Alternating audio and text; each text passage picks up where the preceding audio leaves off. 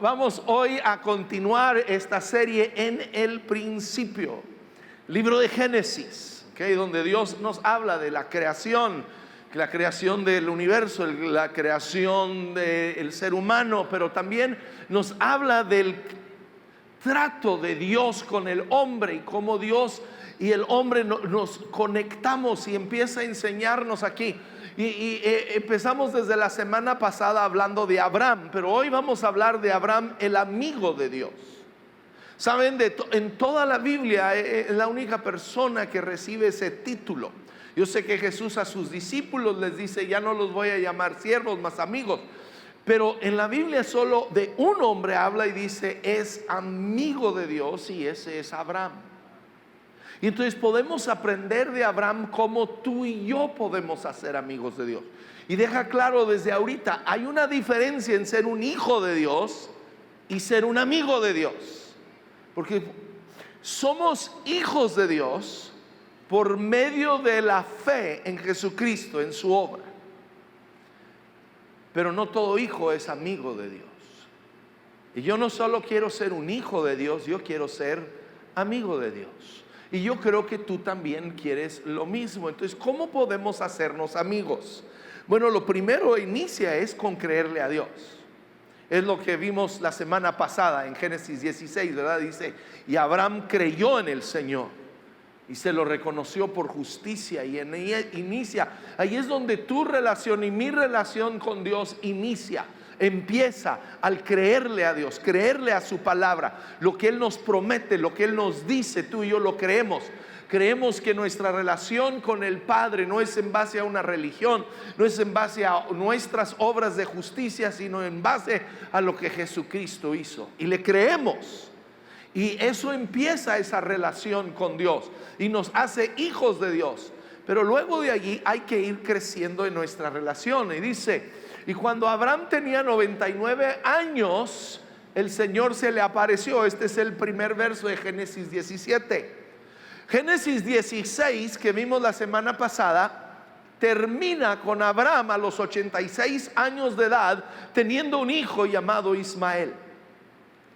Ahora, no era la voluntad de Dios, ¿verdad? ¿Se acuerdan? Dios le había prometido a Abraham: tú vas a ser padre de naciones, de multitudes por medio de ti. Pero Dios, su plan siempre fue a Abraham y Sara teniendo un hijo.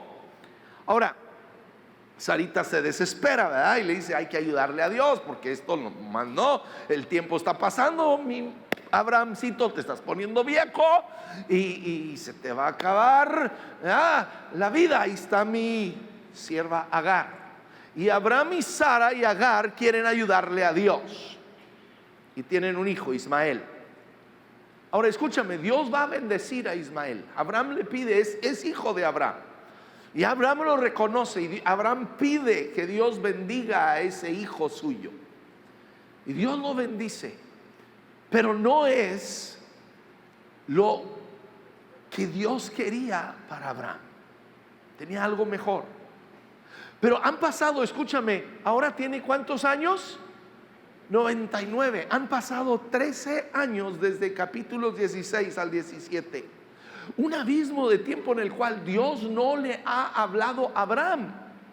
¿Es porque Dios está enojado? No. Dios no. No lo malentiendan.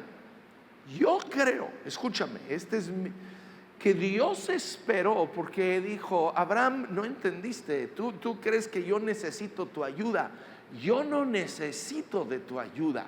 Entonces Dios dijo: ok, Abraham, ahí te dejo, sé un buen padre a Ismael en estos años.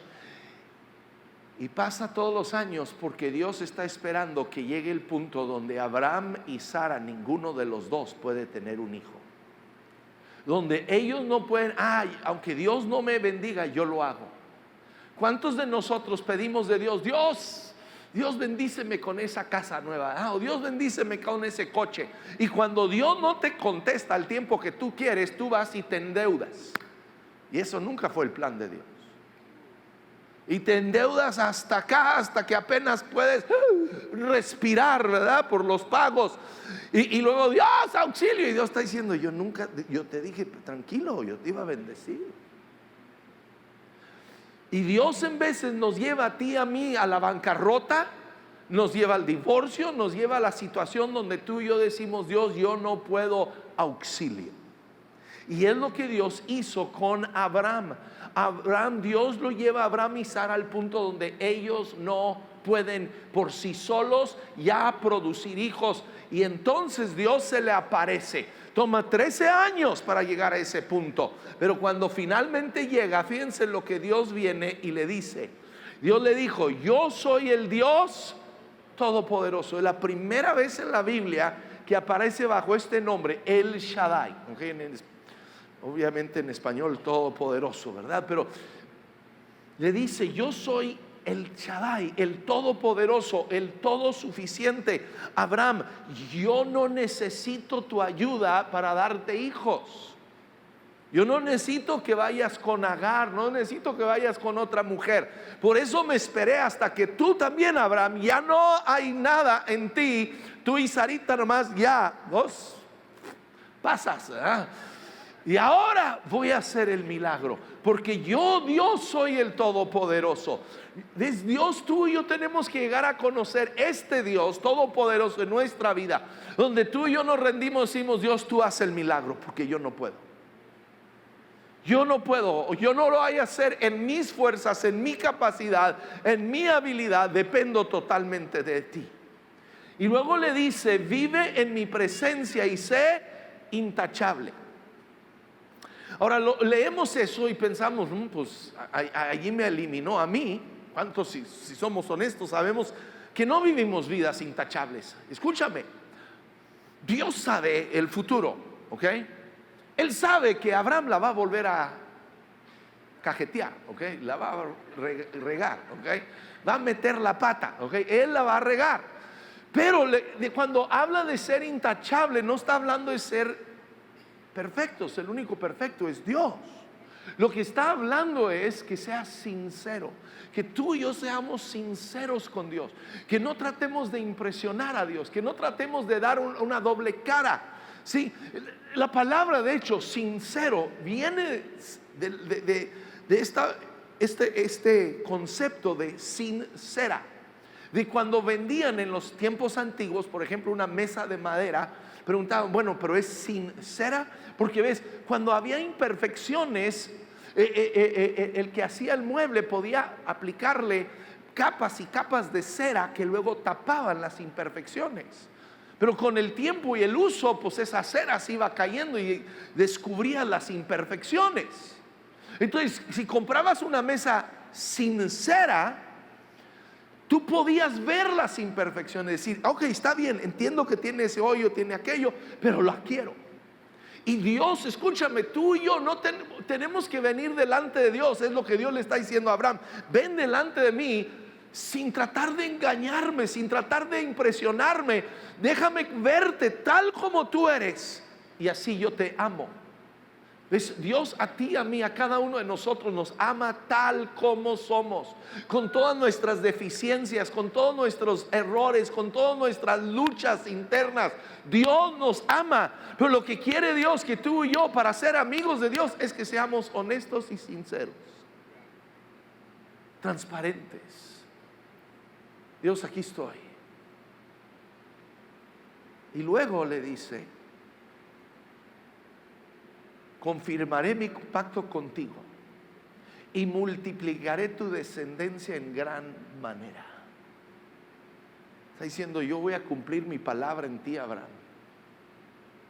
Di mi palabra, la voy a cumplir. No me importa la edad de Sara, no me importa su infertilidad, no me importa tu edad, Abraham, las condiciones. Yo soy el Dios que cumple su palabra. Y tú y yo tenemos que llegar a conocer ese Dios que cumple su palabra en nuestras vidas. ¿Ves? Él es el Dios que se aparece a nosotros. En el capítulo 17 y el 18 que vamos a ver hoy, en la primera mitad, Dios hace dos apariencias al principio de cada capítulo. Capítulo 17, después de 13 años de ausencia, Dios aparece. Dios aparece cuando Abraham y Sara ya no pueden tener hijos en lo natural. No hay nada en ellos. Y eso es cuando Dios aparece. ¿Se acuerdan cuando Jesús llega con su amigo Lázaro? Y sale tanto Marta como María y los dos le dicen lo mismo: Señor, si hubieras estado aquí a tiempo. ¿Y cuántas veces nosotros, Dios, si solo hubieras estado llegado? Pero Dios nunca llega tarde. No llega temprano tampoco, pero llega, siempre llega. Y Él llega.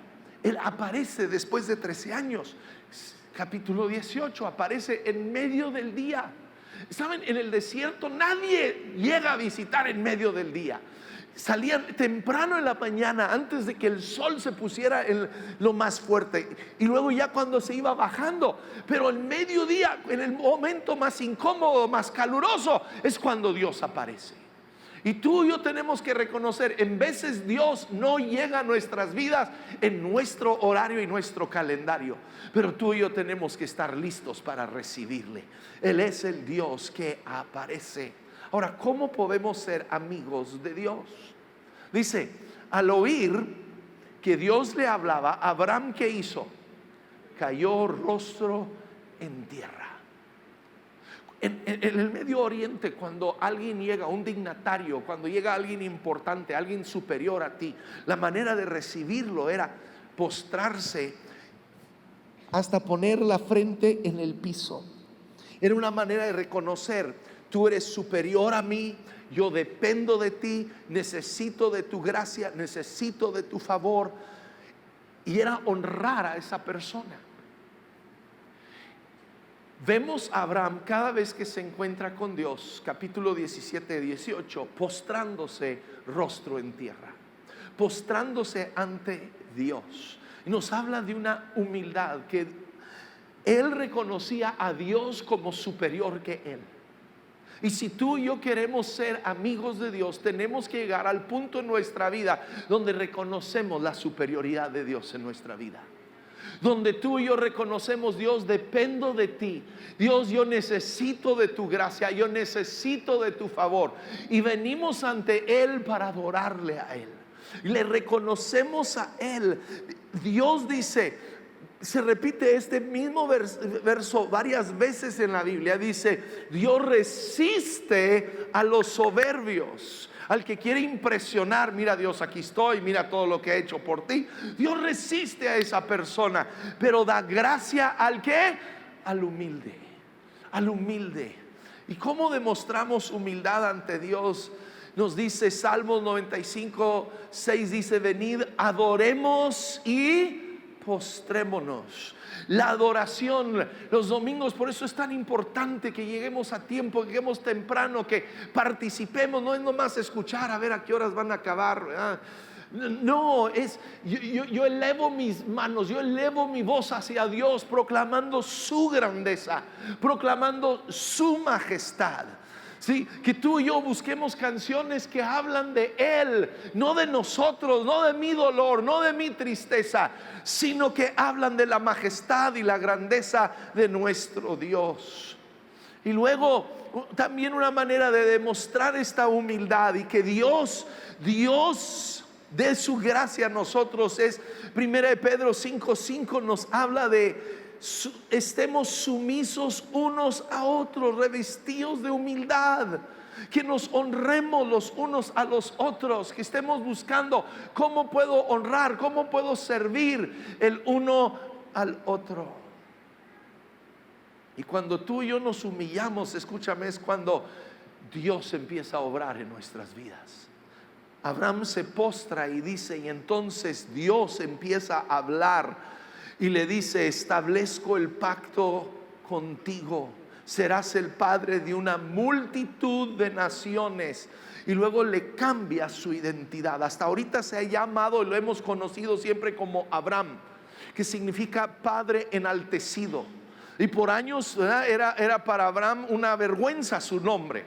Tal vez alguien aquí tiene un nombre que dice: mis padres, ¿qué estaban pensando? ¿No? Pero bueno, Brunhilda o algo por ahí, ¿no? Pero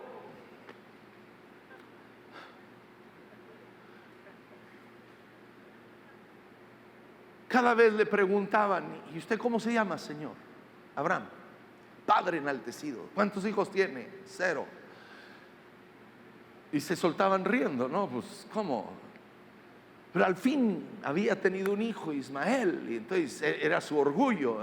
No tendré muchos hijos, pero tengo un hijo bien machín.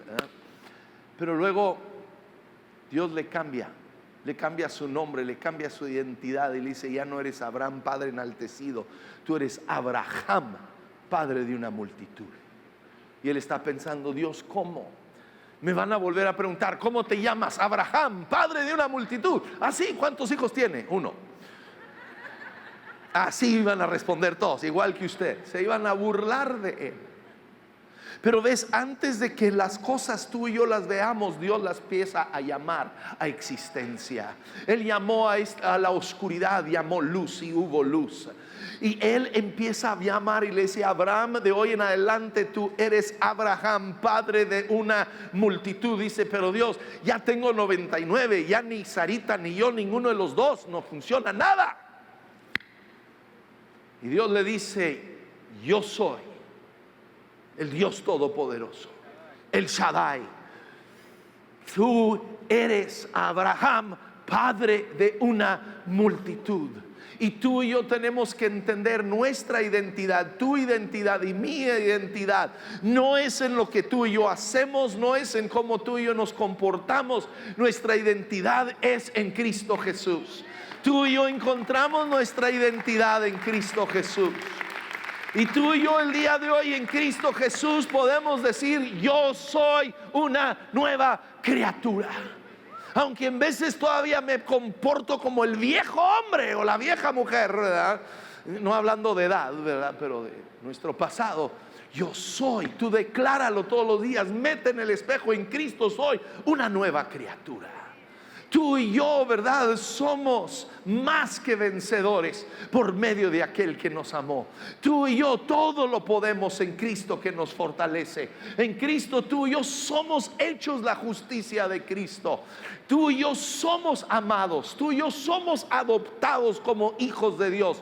Tú y yo somos todo lo que Dios dice de nosotros en Cristo Jesús. No soy lo que en veces se manifiesta en mi vida.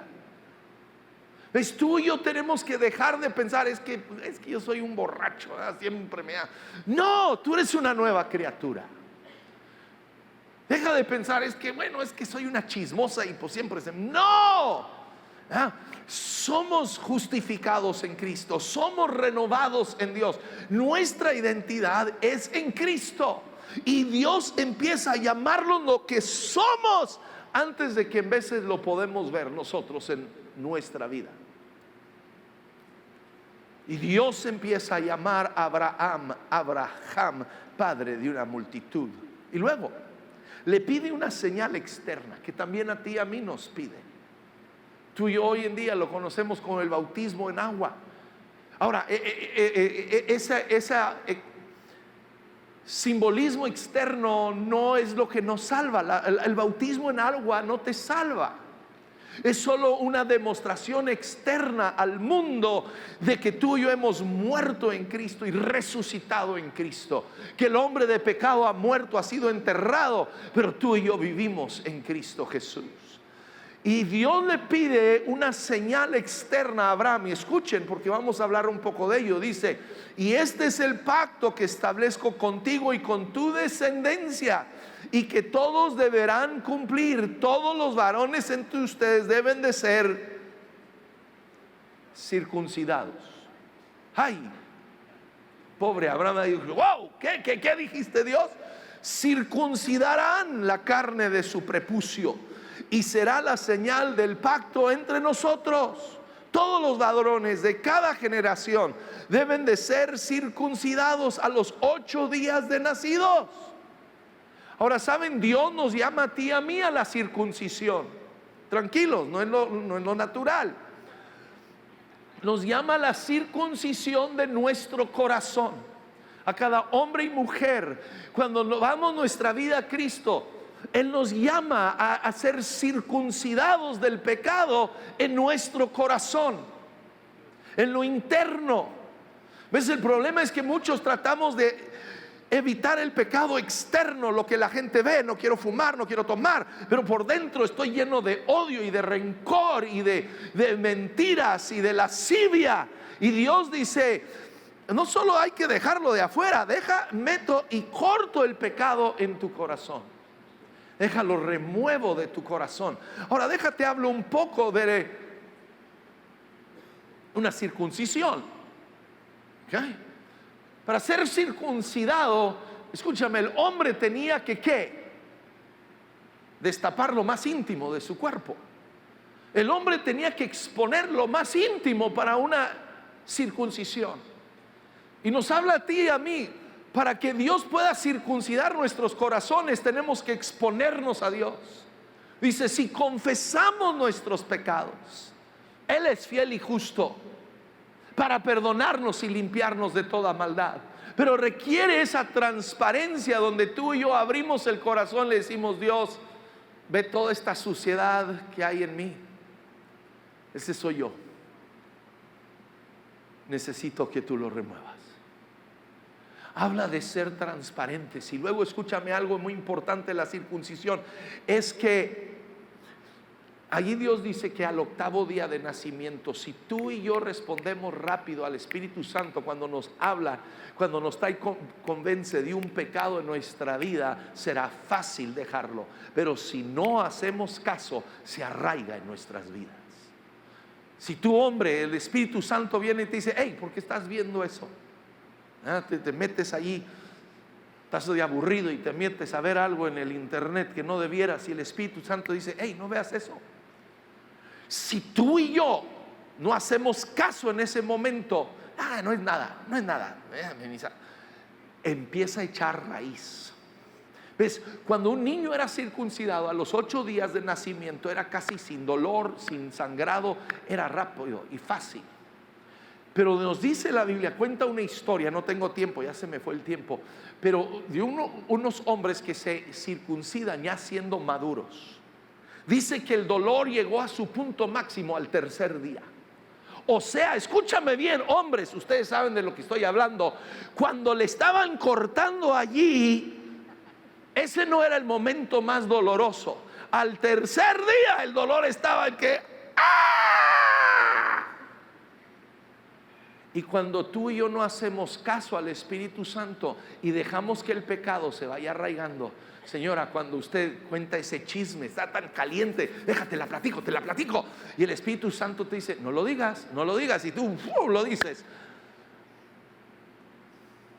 se va arraigando en ti. Y para sacarlo después, pero si en ese instante, cuando el Espíritu Santo te habla, hey, ¿por qué estás viendo eso? Hey, ¿por qué estás diciendo eso? Y tú y yo, perdón Dios, perdón, tienes razón, remuévelo de mi vida, no lo vuelvo a hacer. Es fácil, es instantáneo. Dios hace la obra, el Espíritu Santo puede hacer la obra en un instante.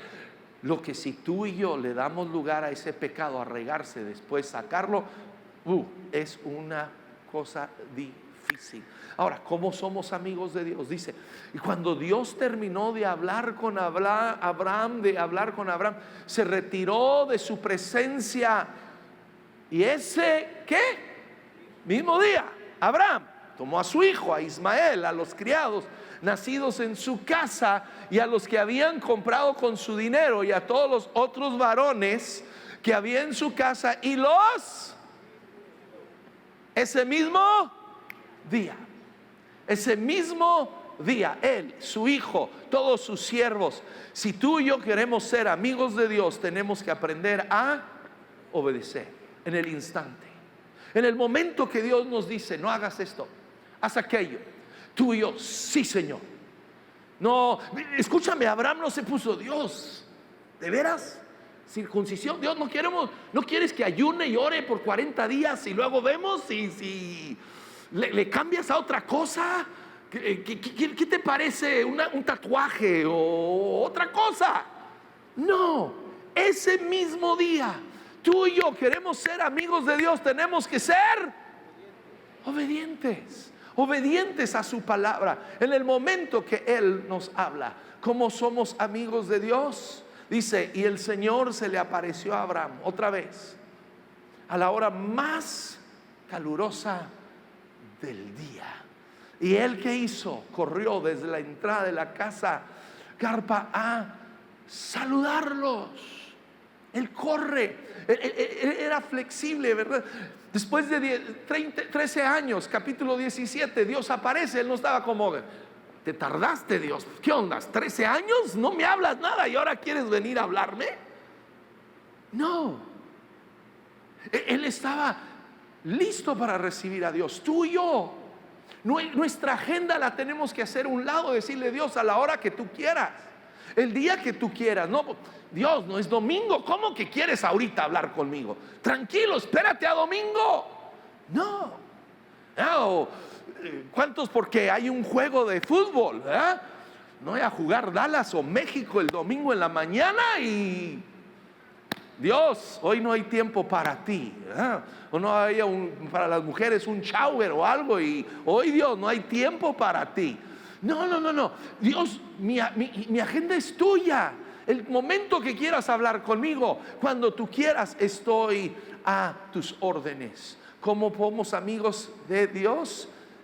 Dice, y Abraham fue ¿qué? Rápidamente a la carpa donde estaba Sara y le dijo, date prisa, toma unos 20 kilos de harina fina, después volvemos a eso, amásala, haz unos panes. Y luego dice que Abraham fue ¿qué? Corriendo para ¿qué? Elegir él un ternero y un bueno y tierno para que se lo pusieran a asar para comer. Y luego les sirvió requesón y leche y luego se quedó de pie junto a ellos. Escúchame, nos habla de que Abraham se puso a servir al Señor. Abraham tenía más de 318 siervos nacidos en su casa, hombres, aparte de sirvientas, mujeres. Tenía una multitud de gente que él nomás pudiera ver. A ver, hagan, traigan, preparen. Y a él sentarse ahí y no moverse. Pero él se levantó, él fue corriendo a ver quién iba a hacer el pan. Y fue corriendo y escogió el animal que iban a asar. Y él fue corriendo a traer el queso, el requesón y la leche. Y él allí está parado. ¿Por qué? Porque está... ¿En qué les atiende? ¿Qué falta? ¿Qué necesitan? ¿Qué les traigo? ¿Quieren unos jalapeños? Ahorita un pico de gallo, ¿qué les preparo? Él estaba atento para servir a Dios. Si tú y yo queremos ser amigos de Dios, tenemos que estar dispuestos a servir. De ser un amigo de Dios no es nomás venir los domingos a sentarnos y a ver... Porque nos convertimos en catadores, catadores de hoy no me gustó la alabanza, estaba bajona, hoy no me gustó la prédica, no, hoy estaba medio, no me gustó, no. Y eso no te va a convertir en un amigo de Dios. El nomás venir a sentarte en la silla no nos hace amigos de Dios. Y algunos dicen, entonces ¿para qué vengo? Pues no vengas. Pero si quieres ser un amigo de Dios, tú y yo nos vamos a activar, nos vamos a poner a servir. Vamos a decir en qué puedo servir, cómo puedo ayudar. Tal vez con los niños, tal vez en el estacionamiento, tal vez aquí como edecanes, anfitriones, tal vez en la cafetería, lo que sea, en la habilidad que tú tengas. Pero tú dices, ¿en qué puedo servir? Dios, te quiero servir. Y servimos.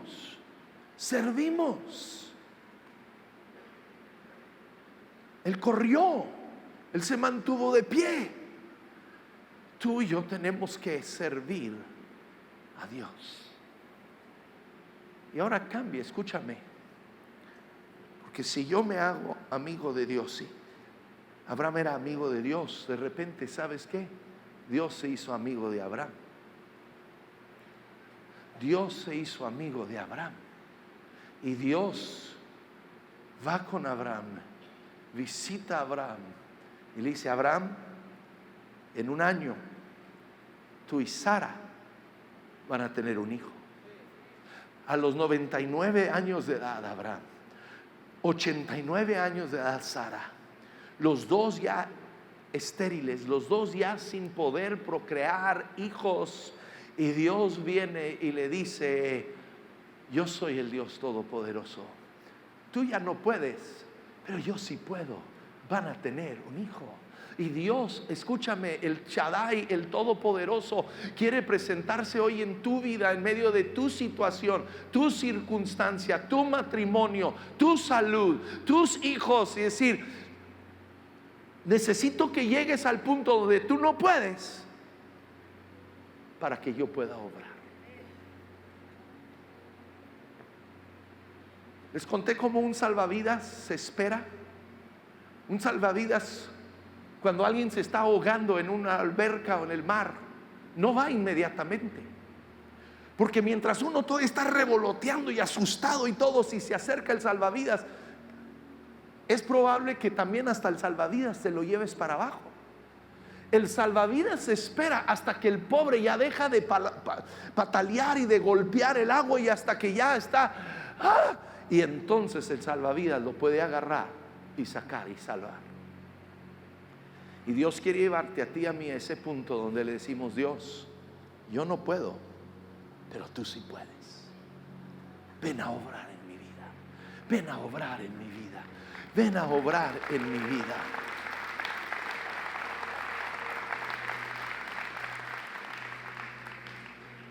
Y Sara no lo cree. Sara se suelta riendo. Y Dios la escucha. Dios en veces escucha nuestra duda, nuestra incredulidad, pero no le afecta a Dios. Le hace una pregunta.